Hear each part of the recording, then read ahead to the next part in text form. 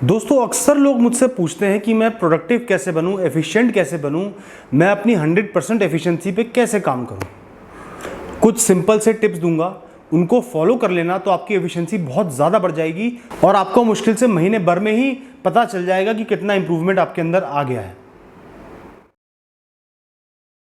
दोस्तों सबसे पहले तो आप कोई भी चीज़ करते हो तो एक तो हाफ हार्टेडली या किसी कंफ्यूजन के साथ या दुविधा के साथ मत करना। सबसे पहले अपने गोल्स को, एम को क्लियर करो कि वो है क्या। प्रॉब्लम को आप समझो कि ये प्रॉब्लम क्या है, अच्छे से समझो। अपना पूरा वक्त इसी प्रॉब्लम को समझने में लगाओ। कोई केस स्टडी मिली है तो उस केस स्टडी को अच्छे से पहले पढ़ लो, पूरा पढ़ लो, चाहे 2 बार पढ़ लो। कोई भी टास्क मिला है तो उसको अच्छे से समझ लो, पढ़ लो। जब आपको आपकी प्रॉब्लम अच्छे से पता चल गई है, क्लैरिटी आ गई है, तो फिर अपने आप से कमिटमेंट करो कि अब मुझे इसको सॉल्व करना है। हाफ हार्टेडली या मजबूरी में कोई भी काम करोगे तो वो सही नहीं होगा। आप अपने अंदर एक डिटर्मिनेशन ले आओ कि मुझे अब ये काम करना ही करना है। अगर क्लैरिटी से चलोगे और सिंगल डायरेक्शन में फोकस के साथ चलोगे तो एफिशिएंसी अपने आप आएगी ही आएगी। दोस्तों आप कहीं जॉब कर रहे हो या बिजनेस कर रहे हो या पढ़ाई कर रहे हो, जो भी आप कर रहे हो, तो अपने काम को छोटे छोटे टुकड़ों में ब्रेक करना, एक आइटिनरी बनाना बहुत ज़रूरी होता है। इस घंटे ये काम करना है, उस घंटे वो काम करना है, आज ये काम करना है, कल वो काम करना है। इस तरीके से अपने पूरे काम को बहुत छोटे छोटे टुकड़ों में डिवाइड कर लो। उसके बाद टारगेट जो है वो छोटा टारगेट लेके चलो, वो पूरे काम को कंप्लीट करने का टारगेट मत लेके चलो। तब आप क्या करते हो, काम को एज अ होल नहीं देखते, छोटे छोटे टुकड़ों में बांट देते हो, तो उन्हें करना आसान होता है, उनकी तरफ फोकस लगाना आसान होता है। अब आपको दिख रहा है कि मुझे एक ये चैप्टर पढ़ना है, यही मेरा गोल है, यही मेरा टारगेट है, तो आप आसानी से उसको पढ़ दोगे। अगर आपको ये दिख रहा है कि मुझे पूरी किताब पढ़नी है, तो फिर आपको कंफ्यूजन होने लगेगी, डर लगने लगेगा, एंग्जाइटी होने लगेगी और प्रोक्रेस्टिनेट करने लगोगे या भाग जाओगे। कोई भी काम करने के लिए सबसे पहले तो हमारे अंदर एक भरपूर एनर्जी होनी चाहिए, एक फोर्स होनी चाहिए कि हाँ मुझे एक काम करना है। वो फोर्स कैसे आएगी? अगर आप अपनी अच्छे से नींद पूरी करोगे, एकदम फ्रेश होगे, फ्रेश माइंड से काम करोगे, तो ही वो एनर्जी आ पाएगी। तो इसलिए कहता हूँ, मैं हमेशा यही सबसे कहता हूँ, नींद अच्छे से पूरी होनी चाहिए, 7-8 घंटे अच्छे से सोया करो। उसके बाद कोई भी काम करते हो, 4 जो थॉट्स दिमाग में चल रही होती है उनको बिल्कुल अलग हटा दो, 2 मिनट स्ट्रेचिंग कर लो या फेस धो लो। उसके बाद बिल्कुल फ्रेश पर्सपेक्टिव से कोई भी काम चालू करो। अगर आप अपने ऊपर विश्वास ही नहीं करोगे, अगर आप काम ही ये मान के शुरू करोगे कि मैं इसको खत्म नहीं कर पाऊंगा, तो वो कैसे खत्म होगा? उसने तो बर्बाद होना ही होना है। जब भी आप काम चालू करते हो, अपने अंदर विश्वास रखो, कॉन्फिडेंस रखो, मैंने ये काम पकड़ा है, चाहे परेशानियां आए, चाहे हल ना निकले, मैं मुसीबतें झेल लूंगा, परेशानियां झेल लूंगा, लेकिन मैं इस काम को कंप्लीट कर दूंगा। ये काम कोई नामुमकिन काम नहीं है, और जो लोग कर रहे हैं वो भी इंसान ही है, तो मैं भी इस काम को खत्म कर लूंगा, डेडिकेशन से काम करूंगा। कोई परेशानी आएगी तो उसको झेल लूंगा। ऐसा मोटिव रख के, ऐसी सोच रख के काम करना। ये मत सोचना कि नहीं यार मुझसे तो होगा ही नहीं, तो होगा ही नहीं। बहुत ज़रूरी है जीवन में फेलियर्स को एक्सेप्ट करना। अगर आप ये एक्सेप्ट कर लोगे कि मैं एक आम इंसान हूँ, मुझसे गलतियाँ हो सकती हैं, पहले भी हुई हैं, आगे भी होंगी, और मैं उनको सुधारूंगा। ऐसा मत सोचना कि मैं गलती करना अफोर्ड कर ही नहीं सकता या मुझसे गलती हो ही नहीं सकती। ये बिल्कुल भी मत सोचना। ये मान के चलना कि आपसे भी गलती हो सकती है, गलत काम आप भी कर सकते हो और उसको मैंने सुधारना है। अगर आप एक्सेप्ट करके चलोगे कि मुझसे गलती हो सकती है, तो काम करने में बहुत ज़्यादा टेंशन नहीं होगी। एक सिर पे बोझ नहीं बना रहेगा कि मैं गलती नहीं कर सकता, मुझे गलती नहीं करनी है। थोड़ा हल्का होकर काम करोगे, और हल्का होकर काम करोगे तो गलतियां भी कम करोगे। कई लोगों को ना अप्रूवल की आदत होती है। आप बता दो भाई, आप बता दो अंकल, आप बता दो आंटी, आप बता दो बहन।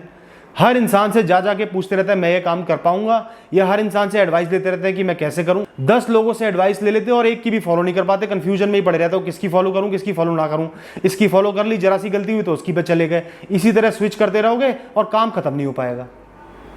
एडवाइस अगर लेनी भी है तो 1 या 2 बिल्कुल सुलझे हुए लोगों की, जिन पे आपको भरोसा, उनकी थोड़ी सी एडवाइस ले लेना। वो भी ये नहीं कि कोई पत्थर की लकीर हो गई, उसको बैक ऑफ द माइंड रख लेना और अपने नेचुरल तरीके से कोई भी काम शुरू करो। अगर कहीं अटक जाओ तो उस एडवाइस को काम में ले लेना।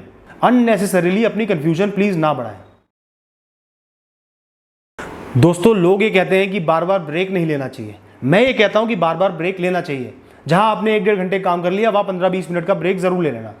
ब्रेक लेने से इंसान फ्रेश हो जाता है।